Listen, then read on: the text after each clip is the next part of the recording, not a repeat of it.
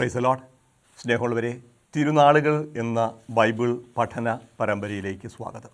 ബൈബിളിൽ രേഖപ്പെടുത്തിയിരിക്കുന്ന രക്ഷാചരിത്രത്തിൻ്റെ വിവിധ ഘട്ടങ്ങൾ അനുസ്മരിക്കുന്ന തിരുനാളുകളാണ് നമ്മൾ ഈ പഠന പരമ്പരയിൽ ചർച്ചാ വിഷയമാക്കുന്നത്, ധ്യാനിക്കുന്നത്. ഇന്ന് നമ്മൾ പഠിക്കാൻ ആഗ്രഹിക്കുന്നത് പെന്തക്കുസ്ത എന്നറിയപ്പെടുന്ന തിരുനാളാണ്. ആ പേരിൽ തന്നെ പ്രശ്നമുണ്ട്. പെന്തക്കുസ്തയാണോ പന്തക്കുസ്തയാണോ എന്നൊക്കെ ചോദിക്കാറുണ്ട്.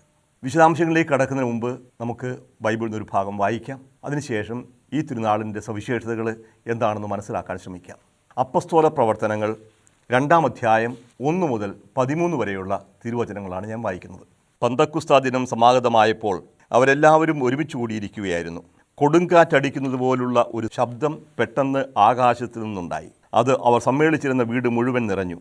അഗ്നിജ്വാലകൾ പോലുള്ള നാവുകൾ തങ്ങൾ ഓരോരുത്തരുടെയും മേൽ വന്നു നിൽക്കുന്നതായി അവർ കണ്ടു. അവരെല്ലാവരും പരിശുദ്ധാത്മാവിനാൽ നിറഞ്ഞു.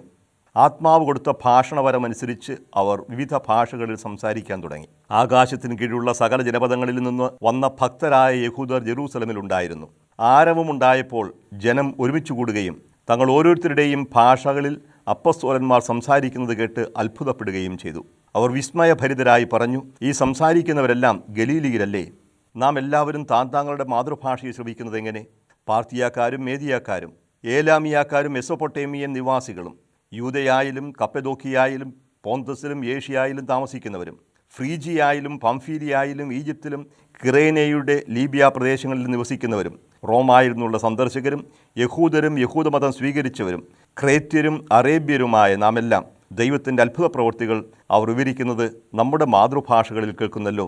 ഇതിൻ്റെ എല്ലാം അർത്ഥമെന്ത് എന്ന് അവർ പരസ്പരം ചോദിച്ചുകൊണ്ട് എല്ലാവരും വിസ്മയിക്കുകയും പരിഭ്രമിക്കുകയും ചെയ്തു. എന്നാൽ മറ്റു ചിലർ പരിഹസിച്ചു പറഞ്ഞു, പുതുവീഞ്ഞു കുടിച്ച് അവർക്ക് ലഹരി പിടിച്ചിരിക്കുകയാണ്. ദൈവ വചനമാണ് നാം കേട്ടത്. പുതുവീഞ്ഞു കുടിച്ച് ലഹരി പിടിച്ചവരാണ് പല ഭാഷകളിൽ പുലമ്പുന്നത് എന്ന് ചിലർ പറഞ്ഞു. പക്ഷേ അവർക്ക് നിഷേധിക്കാനാവാത്ത ഒരു യാഥാർത്ഥ്യമുണ്ടായിരുന്നു. അപ്പോസ്തലന്മാർ പറഞ്ഞതെല്ലാം താങ്കളുടേതായ ഭാഷയിൽ അവർക്ക് മനസ്സിലാക്കാൻ സാധിച്ചു. ആദ്യത്തെ പെന്തക്കുസ്തായുടെ വിശദീകരണമാണ് അപ്പസ്തോല പ്രവർത്തനങ്ങളിൽ ഗ്രന്ഥകാരനായ ലൂക്ക നൽകുന്നത് 2-ാമത്തെ അധ്യായത്തിൽ. എന്താണ് ഈ പെന്തക്കുസ്ത എന്ന് പറഞ്ഞ അർത്ഥം? എങ്ങനെയാണ് ഈ തിരുനാൾ ആഘോഷിച്ചിരുന്നത്? ഇതും യഹൂദരുടെ തിരുനാളുമായിട്ട് എന്തെങ്കിലും ബന്ധമുണ്ടോ? ഈ ചോദ്യങ്ങൾക്ക് നമ്മൾ ആദ്യമേ ഉത്തരം കണ്ടെത്തണം. പന്തക്കുസ്ത എന്ന് മലയാളത്തിൽ പറയുന്നത് പെന്തേക്കോസ്തേ എന്ന ഗ്രീക്ക് പദത്തിൽ നിന്ന് വന്നതാണ്. പെന്തേക്കോസ് സഭകൾ എന്ന് പറയാറുണ്ട്. പെന്തേക്കോസ്തേ എന്ന് പറഞ്ഞാൽ 50th 50ാമത്തേത് എന്നാണ് അർത്ഥം.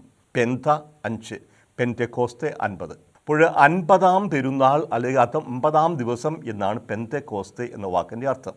ഇതിനെ ആഴ്ചകളുടെ തിരുനാൾ എന്ന് ബൈബിൾ വിശേഷിപ്പിക്കുന്നുണ്ട്. അപ്പോൾ എന്താണ് ഈ ആഴ്ചകളുടെ തിരുനാൾ? എത്ര ആഴ്ചയാണ്? 7 ആഴ്ച. അപ്പോൾ എന്തിൻ്റെ 7 ആഴ്ച? ഇതൊരു കാർഷിക ഉത്സവമായിരുന്നു. കാർഷിക ഉത്സവം എന്ന് പറയുമ്പോൾ വിളവെടുപ്പ് അല്ലെങ്കിൽ കൊയ്ത്ത് ആരംഭിക്കുന്നത്, ആദ്യമേ പാകമാകുന്ന ധാന്യം ബാർലിയാണ്. ബാർലി കൊയ്ത്ത് ആരംഭിക്കുമ്പോഴാണ് പുളിപ്പില്ലാത്ത അപ്പങ്ങളുടെ തിരുനാളും പെസഹ തിരുനാളും കൂടി ആഘോഷിക്കുക. അപ്പോൾ ഇങ്ങനെ കൊയ്ത്ത് കഴിഞ്ഞ് ബാർലി കൊയ്ത്ത് ആരംഭിച്ച് 7 ആഴ്ച കഴിയുമ്പോഴേക്കും അവസാനം വിളഞ്ഞു പാകമാകുന്ന ഗോതമ്പിൻ്റെ കൊയ്ത്തും തീരും. അപ്പോൾ 7 ആഴ്ച അവസാനിക്കുമ്പോഴേക്കും ഗോതമ്പ് കൊയ്ത്ത് കഴിയുന്നു. അങ്ങനെ ബാർലി കൊയ്ത്തിൽ ആരംഭിച്ച് ഗോതമ്പ് കൊയ്ത്തിൽ അവസാനിക്കുന്ന ഈ 7 ആഴ്ചകളുടെ അവസാനത്തെ ദിവസമാണ് ആഴ്ചകളുടെ തിരുനാൾ എന്ന് പറയുക.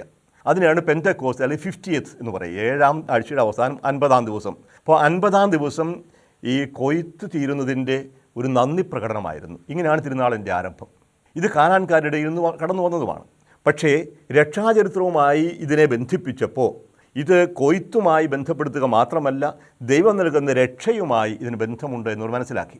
പെസഹ തിരുനാളിൻ്റെ അന്ന് അവർ അനുസ്മരിച്ചിരുന്നത് ഈജിപ്തിൽ നിന്നുള്ള കടന്നുപോകലാണ്, ദൈവം നൽകിയ വിമോചനത്തിൻ്റെ. ആ കടന്നു പോകുന്നവർ നേരെ വാഗ്ദത്തഭൂമിയിലേക്ക് പോവുകയല്ല ചെയ്തത്. അവർ കുറേയേറെക്കാലം സീനായ് മലയുടെ താഴ്വരയിൽ പാളയമടിച്ചു കഴിഞ്ഞു. അങ്ങനെ സീനായ് മലയിൽ വെച്ച് ദൈവം അവരുമായി ഉടമ്പടി ചെയ്തു. ആ ഉടമ്പടിയുടെ അനുസ്മരണമാണ് പെന്തക്കോസ്ത് എന്ന് പറഞ്ഞ ദിവസം ആഘോഷിച്ചിരുന്നത്. അപ്പോൾ ഇത് തീർത്ഥാടന തിരുനാളായി. പെസഹ തിരുനാൾ ആഘോഷിക്കാനായിട്ട് റോമാ സാമ്രാജ്യത്തിൻ്റെ വിവിധ ഭാഗങ്ങൾ ജീവിച്ചിരുന്ന യഹൂദർ ജെറൂസലമിലേക്ക് വരും. അവിടെ വരുന്നവർ സാധാരണഗതിയിൽ പെന്തക്കുസ്ത തിരുനാളും കഴിഞ്ഞേ പോകാറുള്ളൂ. അപ്പോൾ 7 ആഴ്ച ജെറൂസലമിൽ താമസിക്കുന്നു, ആഘോഷിക്കുന്നു. പെസഹായിൽ തുടങ്ങി പെന്തക്കോസ്തയിൽ അവസാനിക്കുന്ന ആ ഒരു തിരുനാൾ ആഘോഷം 50 ദിവസം. ഇങ്ങനെ ഒരുപാട് ജനങ്ങൾ, ഇസ്രായേൽക്കാർ ജെറൂസലമിൽ തങ്ങി നിന്ന സാഹചര്യത്തിലാണ് ഈ വായിച്ചു കേട്ട സംഭവം നടക്കുക. അപ്പോൾ ഇസ്രായേൽക്കാരെ സംബന്ധിച്ചിടത്തോളം സീനായി ഉടമ്പടിയുടെ ഒരു അനുസ്മരണമായിരുന്നു പെന്തക്കോസ്ത. അതേസമയം ഇപ്പോൾ വായിച്ചു കേട്ട സംഭവത്തിൻ്റെ പശ്ചാത്തലത്തിൽ ക്രൈസ്തവരെ സംബന്ധിച്ചോളം പെന്തക്കോസ്ത അല്ലെങ്കിൽ പന്തക്കോസ്ത എന്ന് പറയുന്നത് പരിശുദ്ധാത്മാവിൻ്റെ ആഗമനത്തെ അനുസ്മരിക്കുന്ന ദിവസമാണ്. ഇത് യേശുവിൻ്റെ സ്വർഗാരോഹണം കഴിഞ്ഞ് 10-ാം ദിവസം, യേശുവിൻ്റെ ഉത്ഥാനത്തിന് 40-ാം ദിവസമാണ് യേശു സ്വർഗാരോഹണം ചെയ്യുക. സ്വർഗാരോഹണം കഴിഞ്ഞ് 10-ാം ദിവസമാണ് പെന്തക്കോസ്ത തിരുനാൾ ആഘോഷിക്കുക. അപ്പോൾ പെസഹ കഴിഞ്ഞ് 7 ആഴ്ച കഴിയുമ്പോൾ, നമ്മൾ വിഭൂതി കഴിഞ്ഞ് 7-ാമത്തെ ആഴ്ചയിൽ നമ്മൾ പെസഹ ആഘോഷിക്കുന്നു. പെസഹ കഴിഞ്ഞ് 7-ാമത്തെ ആഴ്ചയിൽ പെന്തക്കോസ്ത ആഘോഷിക്കുന്നു, 50-ാം പെരുന്നാൾ. എന്താണ് ഇവിടെ ആഘോഷിക്കുക? ആഘോഷിക്കുന്നത് പരിശുദ്ധാത്മാവിൻ്റെ ആഗമനമാണ്. നമ്മൾ നേരത്തെ സൂചിപ്പിക്കേണ്ട പരിശുദ്ധാത്മാവിനെക്കുറിച്ച്. പരിശുദ്ധ ജലഹായുടെ അവസരത്തിൽ ദൈവത്തിൻ്റെ പ്രത്യക്ഷീകരണത്തെക്കുറിച്ച് പറഞ്ഞു. പിതാവും പുത്രനും പരിശുദ്ധാത്മാവുമായി പ്രത്യക്ഷപ്പെടുന്ന ദൈവം. അതേസമയം പരിശുദ്ധാത്മാവിനെക്കുറിച്ചുള്ള പ്രബോധനങ്ങൾ ബൈബിളിൽ ഉടനീളം കാണാം. കൃത്യമായി വ്യക്തമായിട്ടില്ലെങ്കിലും ആരംഭത്തിൽ തന്നെ ചില സൂചനകളുണ്ട്. ഉൽപ്പത്തി പുസ്തകത്തിൻ്റെ 1-ാമത്തെ അധ്യായത്തിൽ ആദ്യത്തെ വാക്യത്തിൽ തന്നെ നമ്മൾ കാണും, ആദിയിൽ ദൈവം ആകാശവും ഭൂമിയും സൃഷ്ടിച്ചു. ഭൂമി രൂപരഹിതവും ശൂന്യവുമായിരുന്നു. അതിനുശേഷം പറയുന്നതാണ്, ആഴത്തിന് മുകളിൽ അന്ധകാരം വ്യാപിച്ചിരുന്നു, ദൈവത്തിൻ്റെ ചൈതന്യം വെള്ളത്തിനു മീതെ ചലിച്ചുകൊണ്ടിരുന്നു. ദൈവത്തിൻ്റെ ചൈതന്യം എന്ന് വിശേഷിപ്പിക്കുന്ന ഹീബ്രു പദം റൂവാഹ് അഥവാ സുറിയാനി റൂഹ എന്നാണ്. റൂവാഹ് അഥവാ റൂഹ എന്ന് പറഞ്ഞാൽ കാറ്റ് എന്നർത്ഥമുണ്ട്. ദ വിൻഡ്, കാറ്റ്, അല്ലെങ്കിൽ ശക്തി, ചൈതന്യം എന്നർത്ഥമുണ്ട്. അതുതന്നെ റൂഹ ആത്മാവ് എന്നും അർത്ഥമുണ്ട്. ഇപ്പോഴേ ദൈവത്തിൻ്റെ ആത്മാവ്, ദൈവത്തിൻ്റെ ശക്തി ജലത്തിന് മുകളിൽ ചലിച്ചുകൊണ്ടിരുന്നു. ഇങ്ങനെ ജലോപരി പരിവർത്തിക്കുന്ന, ചലിക്കുന്ന ഈ ചൈതന്യമാണ് അവിടെ നിന്ന് വിരിച്ചെടുക്കുക. അപ്പോൾ ദൈവത്തിൻ്റെ സൃഷ്ടികർമ്മം വാസ്തവത്തിൽ ഈ പ്രപഞ്ചമാകാൻ പോകുന്ന ശൂന്യതയുടെ മുകളിൽ പരിവർത്തിക്കുന്ന ആത്മാവിൻ്റെ പ്രവർത്തനമാണ്. ഈ ആത്മാവിൻ്റെ പ്രവർത്തനമാണ് അവസാനം വരെ നടക്കുന്നത്. അപ്പോൾ ദൈവത്തിൻ്റെ ചൈതന്യം ഇവിടെ പ്രവർത്തിക്കുന്നു, ആ ചൈതന്യം സൃഷ്ടിക്കുന്നു. ദൈവത്തിൻ്റെ ആത്മാവ് സൃഷ്ടിക്കുന്നതാണ്, സൃഷ്ടിക്കുന്നു, വിശുദ്ധീകരിക്കുന്നു. ഈ ചൈതന്യം വ്യക്തികളിൽ പ്രവർത്തിക്കുന്നു, ഓരോ വ്യക്തികളിലും. പഴയ നിയമത്തിൽ വീണ്ടും വീണ്ടും നമ്മൾ കാണും ദൈവത്തിൻ്റെ ചൈതന്യത്താൽ നിറഞ്ഞ വ്യക്തികൾ. ജോസഫിനെ കുറിച്ച് പ്രത്യേകം പറയുന്നു. ജോസഫ് ഫറവോയുടെ സ്വപ്നം വിശദീകരിച്ചു കഴിഞ്ഞതിന് ശേഷം പറയും, ദൈവത്തിൻ്റെ വിവേകവും ബുദ്ധിയുമുള്ള ഒരു വ്യക്തിയെ ഫറവോ നിശ്ചയിക്കണം എന്ന് പറയുമ്പോൾ ഫറവോ പറയുന്നൊരു കാര്യമുണ്ട്. വിവേകമുള്ള ഒരു വ്യക്തിയെ ഈജിപ്തിൽ അധിപതിയായി നിശ്ചയിക്കണമെന്ന് നൽകിയ ഉപദേശത്തിന് ജോസഫിന് കൊടുക്കുന്ന മറുപടി ഇപ്രകാരമാണ്. ഫറവോ 41-ാമത്തെ അധ്യായം, ഉൽപ്പത്തി പുസ്തകം 41-ാമത്തെ അധ്യായം 37-39 വാക്യങ്ങൾ. ഈ നിർദ്ദേശം കൊള്ളാമെന്ന് ഫറവോയ്ക്കും അവൻ്റെ സേവകന്മാർക്കും തോന്നി. ഫറവോ സേവകന്മാരോട് പറഞ്ഞു, ദൈവത്തിൻ്റെ ആത്മാവ് കുടികൊള്ളുന്ന ഇവനെപ്പോലെ മറ്റൊരു മനുഷ്യനെ കാണാൻ നമുക്ക് സാധിക്കുമോ? ഫറവോ ജോസഫിനോട് പറഞ്ഞു, ദൈവം ഇക്കാര്യമെല്ലാം നിനക്ക് വെളിപ്പെടുത്തി തന്നിരിക്കുന്നത് കൊണ്ട് നിന്നെപ്പോലെ വിവേകിയും ബുദ്ധിമാനുമായ ഒരാൾ വേറെയില്ല. അപ്പോൾ ദൈവത്തിൻ്റെ ആത്മാവ് ഒരു വ്യക്തിയിൽ പ്രവർത്തിക്കുമുണ്ടാകുന്നത് ബുദ്ധി, വിവേകം, കഴിവ്. അപ്പോൾ ദൈവത്തിൻ്റെ ആത്മാവാണ് പ്രവർത്തിക്കുന്നത്. ജോസഫിൽ മാത്രമല്ല, അനേകം വ്യക്തികളിൽ. സാംസണെക്കുറിച്ച് പറയും, സാംസണിൽ ദൈവത്തിൻ്റെ ആത്മാവ് പ്രവർത്തിക്കുന്നു. ആരംഭം മുതലേ ദൈവത്തിൻ്റെ ആത്മാവാണ് പ്രവർത്തിക്കുക. ആത്മാവ് കടന്നു വരുമ്പോൾ ശക്തിയുണ്ടാകുന്നു. അവന് സിംഹത്തെ ആട്ടിൻകുട്ടിയെപ്പോലെ വലിച്ചു കീറിയെന്നൊക്കെ പറയും. ആയിരങ്ങളെ ഒരു കഴുതയുടെ താടിയെല്ല് കൊണ്ട് കൊല്ലാനുള്ള ശക്തി അവന് കൊടുക്കുന്നു. വലിയ കോട്ടയുടെ വാതിൽ പിഴുതെടുത്തുകൊണ്ട് പോകാനുള്ള ശക്തി, ഒരു വലിയ കെട്ടിടത്തെ താങ്ങി നിർത്തിയിരുന്ന തൂണുകൾ പിടിച്ചു മറിച്ച് താഴെയിടാനുള്ള ശക്തി, അതികായനായ ശക്തമായ ഒരു ശക്തിയായി പ്രവർത്തിക്കുന്നു സാംസണിൽ. പക്ഷേ ഈ സാംസണിൽ പ്രവർത്തിച്ച ആത്മാവിൻ്റെ ശക്തി മനസ്സിലാക്കാതെ ആത്മാവിൻ്റെ ശക്തി സ്വന്തമാണെന്ന് കരുതിയ സാംസണ് വഴിതെറ്റി. തൻ്റെ മുറിക്കാതെ തൂങ്ങിക്കിടക്കുന്ന മുടി, ആ മുടി വ്രതത്തിൻ്റെ അടയാളമാണ്, ആ മുടി സൂക്ഷിക്കുന്നിടത്തോളം കാലം തനിക്ക് ശക്തി ഉണ്ടായിരിക്കുമെന്ന് തെറ്റിദ്ധരിച്ച സാംസൺ വഴിതെറ്റി നടന്നു, അരുതാത്തത് ചെയ്തു. അവസാനം അവനെല്ലാം നഷ്ടപ്പെട്ടു. ആത്മാവ് തന്നെ വിട്ടുപോയ കാര്യം സാംസൺ മനസ്സിലാക്കിയില്ല എന്ന് പറയും. ദൈവത്തിൻ്റെ ചൈതന്യമാണ് തന്നെ നയിച്ചതെന്ന് മനസ്സിലാക്കിയില്ല, ആത്മാവ് വിട്ടുപോയത് മനസ്സിലായില്ല. അതിനുശേഷം അവസാനം ഏതു മനുഷ്യനെ പോലെ ദുർബലനായി, അവൻ്റെ സ്വാതന്ത്ര്യം നഷ്ടപ്പെട്ടു, അവൻ്റെ കണ്ണ് നഷ്ടപ്പെട്ടു, അവസാനം അവൻ്റെ ജീവനം നഷ്ടപ്പെട്ടു. ഇതന്നെ സംഭവിക്കുന്നു സാവൂളിൻ്റെ കാര്യത്തിലും. സാമൂവേൽ പ്രവാചകൻ അഭിഷേകം ചെയ്ത സാവൂൾ, രാജാവായി അഭിഷേകം ചെയ്യപ്പെട്ട സാവൂളിൽ ദൈവത്തിൻ്റെ ആത്മാവ് എന്ന് പറഞ്ഞവൻ ശക്തിയുള്ള മനുഷ്യനായി തീർന്നു. സാമൂവേലിൻ്റെ 1-ാം പുസ്തകം നമ്മൾ വായിച്ചു 13 അധ്യായങ്ങളിൽ ദൈവത്തിൻ്റെ ചൈതന്യം അവനെ ശക്തിപ്പെടുത്തിക്കൊണ്ടിരുന്നു. പക്ഷേ കുറച്ച് കഴിഞ്ഞപ്പോൾ അനുസരണക്കേടും അസൂയയും കടന്നു വന്നു. ദാവീദിനോടുള്ള അസൂയ അവനിൽ മൂത്തു. ദൈവത്തിൻ്റെ ആത്മാവ് അവനെ വിട്ടുപോയത് അവൻ അറിഞ്ഞില്ല. സാമൂവേലിൻ്റെ കൽപ്പനകൾ വീണ്ടും വീണ്ടും ധിക്കരിച്ച, അനുസരണക്കേട് കാണിച്ച സാവൂളിൽ നിന്ന് ദൈവത്തിൻ്റെ ആത്മാവ് വിട്ടുപോയത് അറിഞ്ഞില്ല. അപ്പോൾ ദൈവത്തിൻ്റെ ആത്മാവ് വ്യക്തികൾ വരുന്നവരെ ശക്തിപ്പെടുത്തുന്നു, പ്രവർത്തനമാക്കുന്നു. പക്ഷേ ആത്മാവിൻ്റെ പ്രചോദനത്തിന് വഴങ്ങാതെ പ്രവർത്തിക്കുമ്പോൾ അവർക്ക് വഴിതെറ്റുന്നു, ദൈവത്തിൻ്റെ ആത്മാവ് അവർ വിട്ടുപോകുന്നു.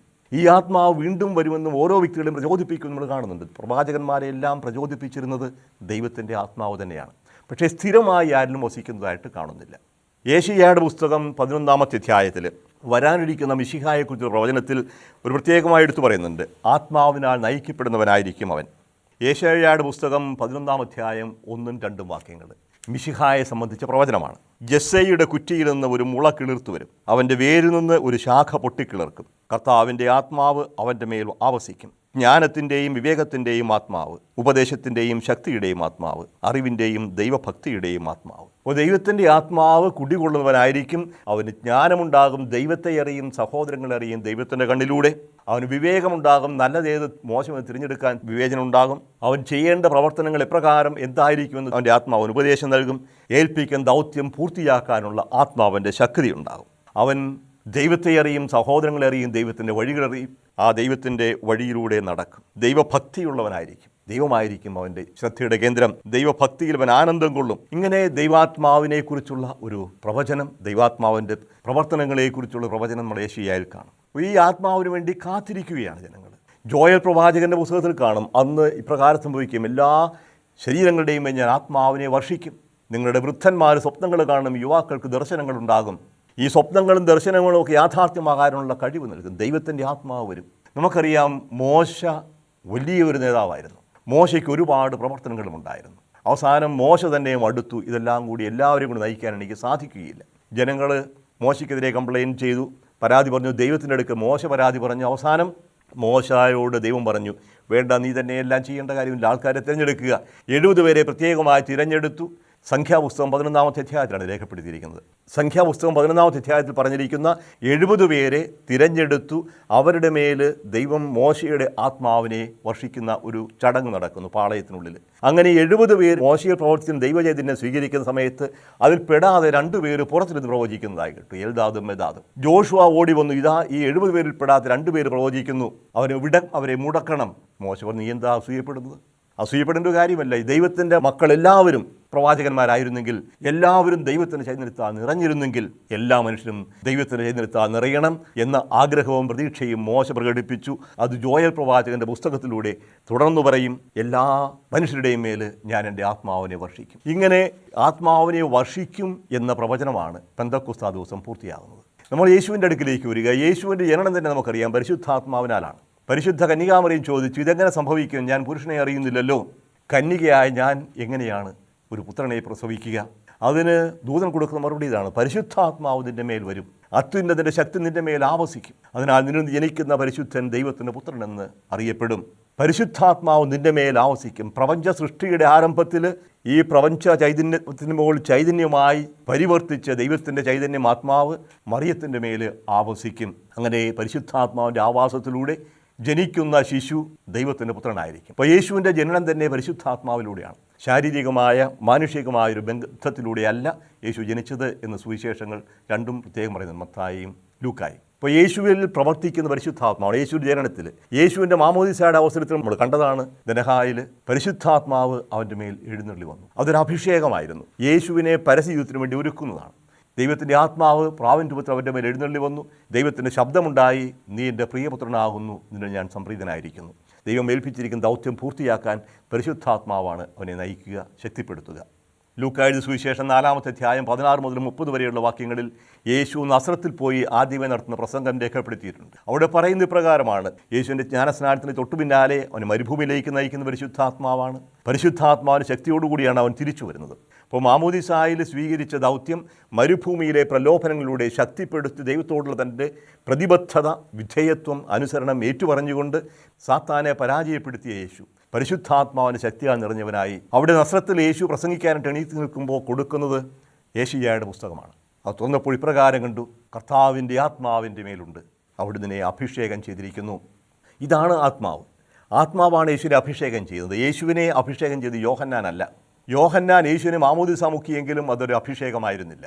യഥാർത്ഥ അഭിഷേകം നടക്കുന്ന പരിശുദ്ധാത്മാവിനാലാണ്. പ്രാവിൻ്റെ രൂപത്തിൽ അവൻ്റെ മേൽ ഇറങ്ങി ആവസിച്ച പരിശുദ്ധാത്മാവാണ് യേശുവിനെ അഭിഷേകം ചെയ്തത്.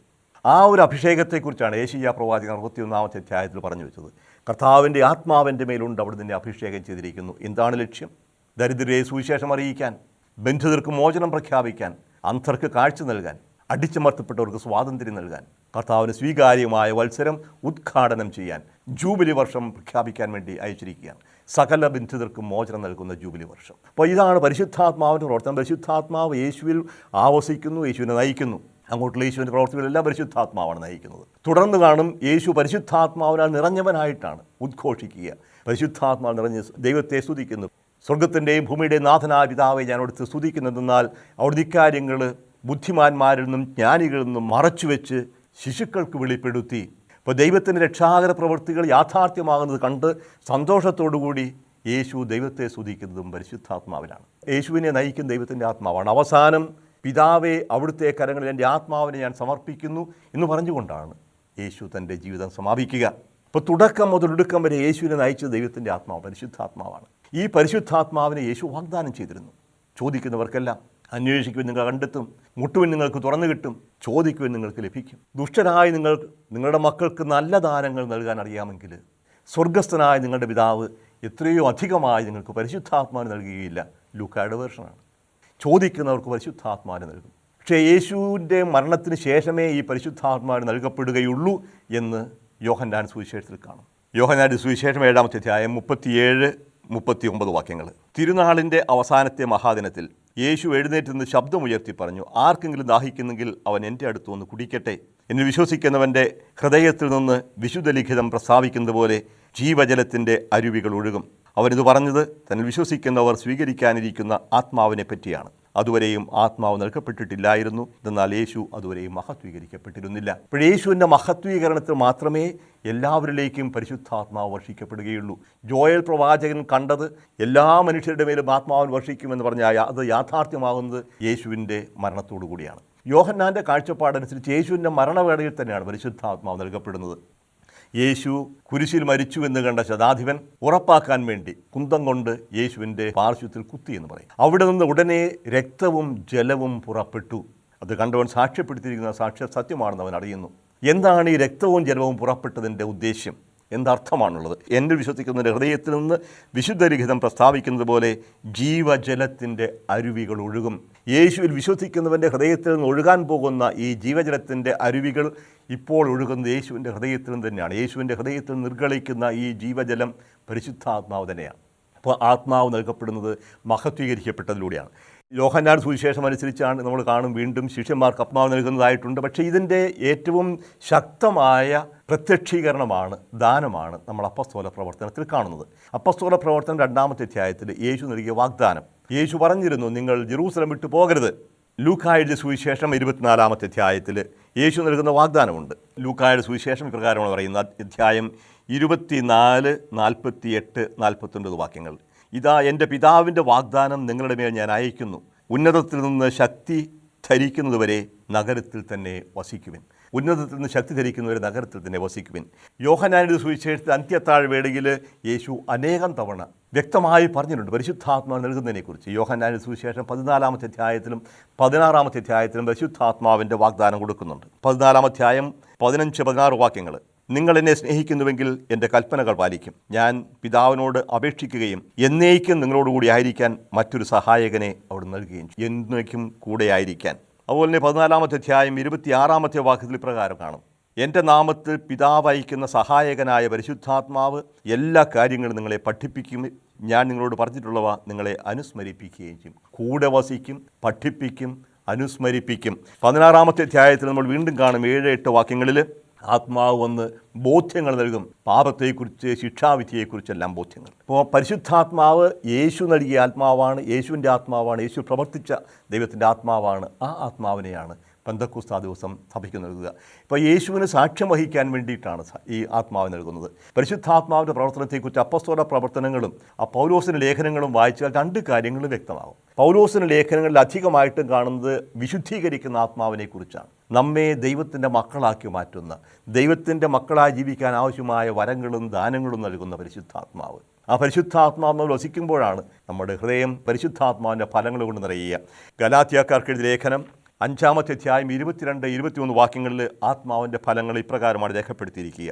ആത്മാവിൻ്റെ ഫലങ്ങൾ സ്നേഹം, ആനന്ദം, സമാധാനം, ക്ഷമ, ദയ, നന്മ, വിശ്വസ്തത, സൗമ്യത, ആത്മസംയമനം ഇവയാണ്. യഥാർത്ഥ ക്രൈസ്തവ ജീവിതത്തിന് സഹായിക്കുന്നതാണ് ഇതെല്ലാം. ദൈവത്തിൻ്റെ ആത്മാവാണ് നമ്മൾ പ്രവർത്തിക്കുക, നമ്മളെ ദൈവമക്കളാക്കി മാറ്റുന്നത്. ദൈവത്തെ അബ്ബാ, പിതാവേ എന്ന് വിളിക്കാനായിട്ട് നമ്മെ ശക്തരാക്കുന്ന പുത്ര സ്വീകാര്യത്തിൻ്റെ ആത്മാവിനാണ് പരിശുദ്ധാത്മാവ്. നമ്മളാരും സ്വീകരിച്ചിരിക്കുന്ന അടിമത്തത്തിൻ്റെ ആത്മാവിനെ അല്ല, മക്കളുടെ സ്വാതന്ത്ര്യത്തിലേക്ക് നയിക്കുന്ന പുത്ര സ്വീകാര്യത്തിൻ്റെ ആത്മാവാണ്. ഇപ്പോൾ യേശുവിനെ ഉയർപ്പിച്ച, യേശുവിനെ അഭിഷേകം ചെയ്ത, മരണത്തിൽ നിന്ന് ഉയർപ്പിച്ച ദൈവത്തിൻ്റെ ആത്മാവ് ഇന്ന് നമ്മിൽ വസിക്കുന്നു, നമ്മളെ ദൈവത്തിൻ്റെ മക്കളാക്കി മാറ്റുന്നു, രൂപാന്തരപ്പെടുത്തുന്നു. ഇങ്ങനെ രൂപാന്തരപ്പെട്ട വ്യക്തികൾ ചെയ്യേണ്ടത് യേശുവിന് സാക്ഷികളാവുകയാണ്. ഇപ്പോൾ പൗലോസിൻ്റെ ലേഖനങ്ങളിൽ കാണുന്ന പൊതുവേ യഥാർത്ഥ ദൈവമക്കളായി ജീവിക്കാൻ നമ്മളെ സഹായിക്കുന്ന ആത്മാവിനെക്കുറിച്ചാണെങ്കിൽ, ദൈവമക്കളാക്കുന്ന ആത്മാവിനെക്കുറിച്ചാണെങ്കിൽ, അപ്പസ്തോല പ്രവർത്തനങ്ങളിൽ പ്രത്യേകമായിട്ടും കാണുന്നത് ഈ ദൈവത്തിൻ്റെ സ്നേഹത്തിന് സാക്ഷികളാകാൻ നമ്മളെ സഹായിക്കുന്ന ആത്മാവിനെക്കുറിച്ചാണ്. ആത്മാവിൻ്റെ പ്രവർത്തനമാണ് നമ്മൾ മുഴുവനായിട്ടും കാണുക. അപ്പസ്തോല പ്രവർത്തനം മുഴുവൻ നിറഞ്ഞു നിൽക്കുന്നത് പരിശുദ്ധാത്മാവിൻ്റെ പ്രവർത്തനങ്ങളാണ്.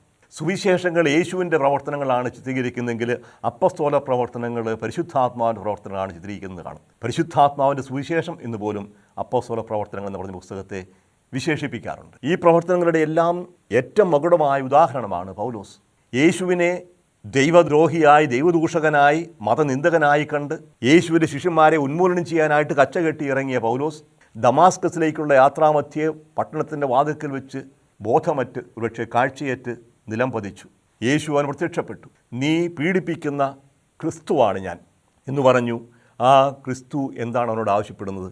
എണീക്കുക, നിന്നോട് പറയപ്പെടും എന്താണ് ചെയ്യേണ്ടതെന്ന്. ലോകത്തിൻ്റെ നാനാഭാഗങ്ങളിലേക്ക്, ലോകത്തിന് എതിർത്ത് വരെ സുവിശേഷം പ്രഘോഷിക്കാനായിട്ട് പൗലോസിനെ യേശു തിരഞ്ഞെടുത്ത് കഴിഞ്ഞപ്പോൾ ആ പൗലോസിൽ പ്രവർത്തിക്കുന്നത് പിന്നീട് പരിശുദ്ധാത്മാവാണ്. എന്തു ചെയ്യണം, എന്തു പറയണം, എങ്ങോട്ട് പോകണം, എല്ലാം ആത്മാവാണ് നിശ്ചയിക്കുക.